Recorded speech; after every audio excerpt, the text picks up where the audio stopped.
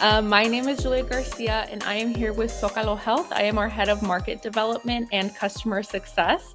So I'm going to be talking today about leveraging technology and community engagement to promote health access. And there are going to be a few opportunities in here to drop a comment in the chat because I do want it to be a little bit collaborative. I know we're a little bit limited on engagement with me not being able to see you guys, but I'm super excited to talk about how Zocalo Health is creating impact through culturally tailored engagement. Okay, so a little bit about me. Sorry, I didn't think that you would only have access to 5 emojis, but if I were able to pick 3 different emojis to represent me, I would do a sun or sunbeams, coffee, and running. I'm originally from Bridgeport, Texas, but I moved to Seattle, Washington about 2 years ago. I attended Texas A&M University, and then I got my MHA from the University of Washington. And I am now on the founding team at Zocalo Health. I started there as a chief of staff and am now the head of market development and customer success. Previously, I was at Curative Inc., a company that did about 20% of the country's COVID testing as a training manager and field operations manager. But super excited to be talking to you guys today. Okay, so in this session, we're going to be discussing a few different things. I'm going to talk a little bit about Zocalo Health, who we are, what our mission is, and then we're going to be going into community engagement at Zocalo Health, which is one of our biggest pillars of what we do, especially meeting people where they eat, play, and work to provide resources. And then I'm going to talk about how we leverage technology to create access in provider shortage areas.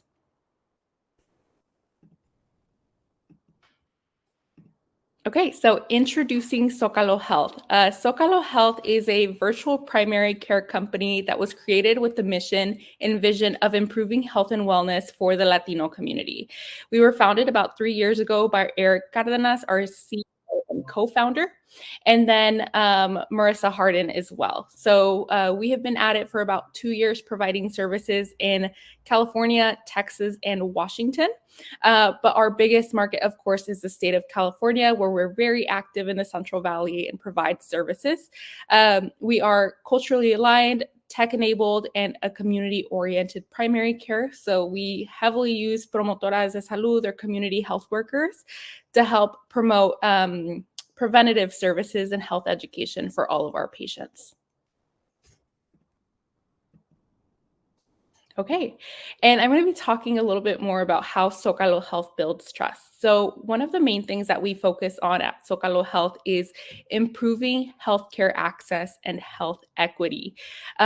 So we have a few different pillars that we use for culturally aligned care. The first one is, of course, tradition. We recognize that the Latino community has a lot of traditions that we take into our health. We, of course, value familia. We like to improve health literacy. We also value connection and communication and representation of everybody within the community. So you can see a lot of this reflected in a lot of our social media posts, in the community engagement that we do. And from the first exposure to Zocalo, patients experience culturally authentic care as a natural component of interacting with our team. So the promotoras de salud are from the communities that they're from. They look like them. They talk very similar to them. We have a very big team of promotoras de salud in the Central Valley that serve our patients. And a lot of our patients will see them at their local resource fairs. So it's definitely something that we try to make as community-centered as possible, and then enable our promotoras de salud to continue engaging with our patients through technology.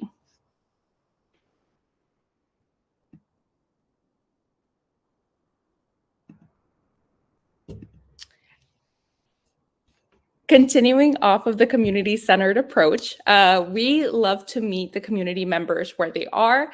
One of the big things that we've been doing recently is going to cuadrillas, or the place of work for a lot of migrant farm workers.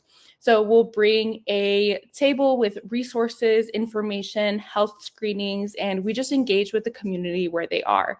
We know that a lot of people really struggle to be able to take time off of work to be able to seek out resources. So Zócalo Health is meeting people where they are, not just there, but we also have brought food to low-income housing complexes and then provided screenings there and helped people enroll for our services. And another thing that we do that's really, really great, and I've loved getting to lead, is hosting a weekend cafecito, cumbia y salud. So I'm going to show a video on what that is. Cafecito, Cumbia, and Salud is intended for us to bring awareness to colorectal cancer. It's one of the leading cancer deaths that impacts the Latino community, and we're here to just bring education in a way that makes sense to our community. There's ways that we can screen beforehand, starting at age 45. It's important for us to take into account the culture, the traditions, the way that we think about healthcare in the Latino community, and this event is here to deliver that message. They have music, they have panecito, they have some café, they have these cute little loteria cards. I feel like it definitely draws in our community and they get to learn a little bit about their health. We're really lucky at Zócalo Health to have partners like Blue Shield of California that are willing to contribute to health equity in our communities and help us provide these preventative health services. Today I'm teaching folks about colon cancer screening. We're only an hour in, but I've already seen people ask me, like, why haven't I been asked about this at the doctor's office? The conversations that I'm having with people tonight are really rewarding.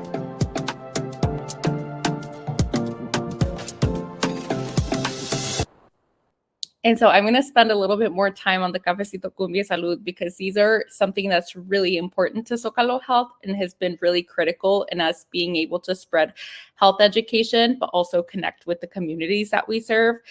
The Cafecito Cumbia Salud was actually started as Cafecito Cumbia Salud Mental, and we did our first one in San Antonio, Texas, and then we did another one in Merced, California. And these events were really meant to be able to connect with the community and provide resources, information, and screenings in an environment that's neutral, doesn't feel too clinical, and where people could not really feel like they were going to seek out resources and we're just going to have a conversation, a cup of coffee, and then if they were curious, would be able to ask the questions that they had. So we eventually ended up pivoting these Cafecito Cumbia Salud events to also include other health screenings because we know it's super important to be able to screen people early for things like colorectal cancer, which is actually the second leading cause of cancer death within the Latino community, but doesn't often get screened for. So we launched these events and they've been super successful. We actually had our last one in LA on September 26th, and we have one coming up on November 2nd. So we really like to be able to do these events, repeat them in the community so that the community knows that we're not just coming in to do one, but that we have a reoccurring presence within the community and are there to stay.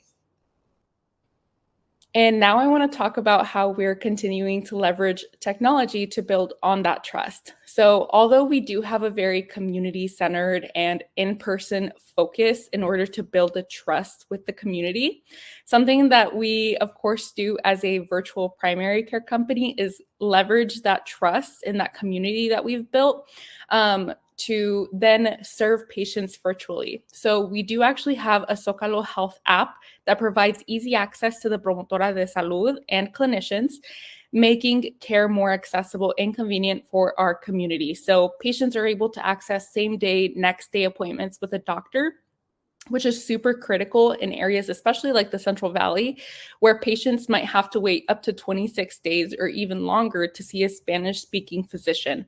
So especially in areas like the Central Valley, there's a very big lack of providers where our patients are struggling to access one, but with our app, they're able to access not just their clinician, but a promotora de salud that can help them navigate other social resources.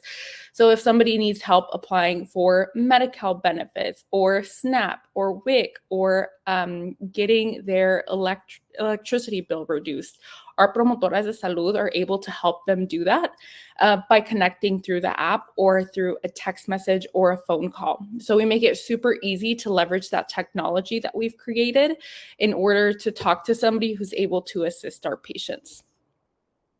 The next thing is personalized communication. So I already touched a little bit on this, but we, of course, have a very big, diverse patient base that has a very broad range of comfort with technology. So some of our patients might not be able to access our app. And so we make sure to tailor the communication that we have with them to the patient. So if somebody prefers a phone call or a video chat or a text message, we're able to accommodate them because they have a really great relationship and have established that trust with their promotora de salud, where they're now comfortable being able to ask for a different method of communication, but we're still able to leverage that technology and that asynchronous communication in order to help them.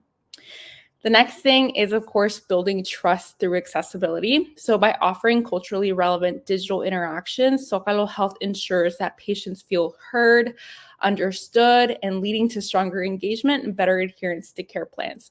A really big part of our patient base is, of course, the Latino community, but we also serve a lot of people who are unhoused. So it's been really critical for us to be able to recognize whenever people need a different way of interacting. And now I really want to hear about some ways that y'all have seen organizations engage with the community. I know I can't hear you, but I would love to see some examples in the chat.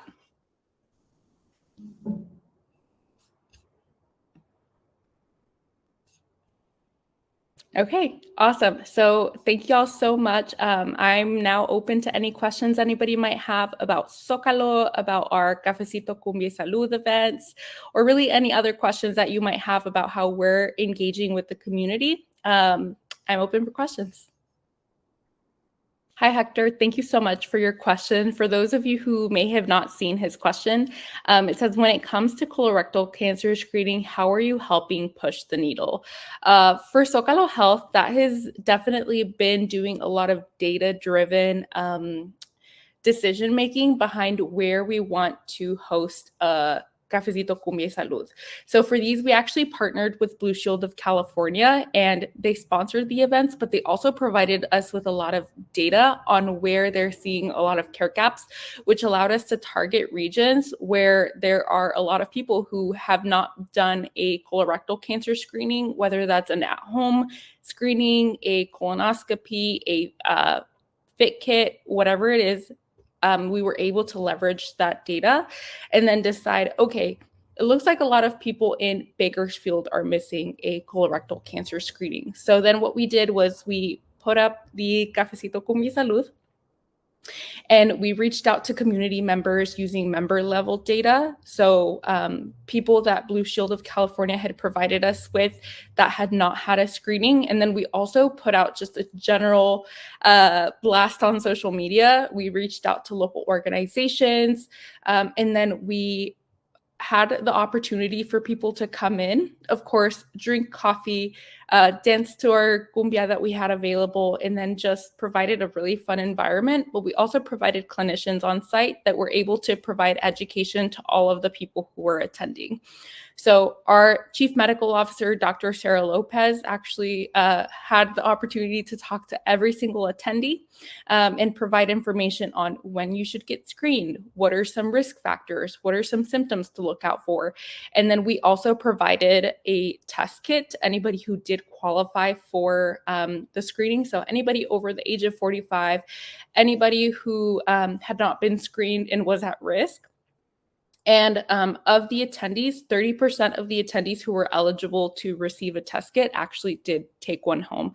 So that's the way that we're pushing the needle in terms of colorectal cancer screening. Then we are able to, of course, provide access to our physicians after people have taken home a screening and provide that continuous care. So providing them their results, providing them more information on when they should get screened again based off of their medical history. I hope that answered your question.